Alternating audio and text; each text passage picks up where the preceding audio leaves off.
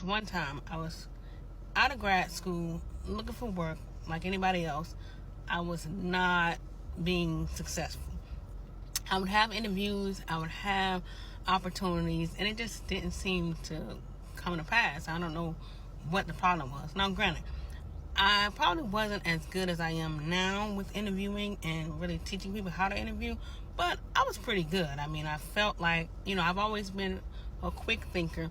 I've always been able to, answer questions and not get too stumbled on a question that I probably wasn't familiar with. But this interview, I was like, okay, it's at a school. So it's like one of those technical schools where they have people come and, get some trade or just develop a skill pretty quickly. And I'm like, all right, this should work out. But I notice I walk in and there's a lot of people for this interview. So I'm thinking like, dang, I don't know if I'm going to have good chances. I don't know who I'm up against. But I was like, oh well, I'm going to do my best. Because I always say I may not know, everything, but I feel like as long as I go in there with confidence and if I remember my skills, then I'll be pretty good. So I'm in there. So I noticed that they move us to another room. Now mind you, when I say a lot of people, it's about 30 of us in this room. So we're waiting, trying to figure out the next steps. Like, okay, who they're going to call first, who they're going to call second. But no, it was not about who they were going to call first. They had us all in there at one time. And essentially, it was like an interview off for a duel off that we had to do. And so basically, what they did was they had us to choose why we would hire somebody else. And what was the quality in them that we saw that would make them the best person for the position. I was thinking, are you serious? There's no way that we can do this. So here we are. We have to pitch someone else. It was very crazy. And so we had to briefly give them a 15 second, pretty much like an elevator speech of why we thought that we were good and that we'd be good for the position.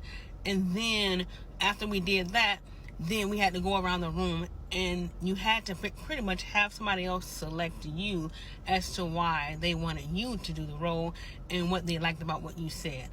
And I had a couple people, select me for the role, but it just made me feel extremely uncomfortable. And, some people selected other people. And I'm just thinking, like, what kind of interview is this? And it was for an academic advisor. And honestly, I just felt very uncomfortable at that point. But, during the interview, I did my best. I tried to sell myself as best as I could.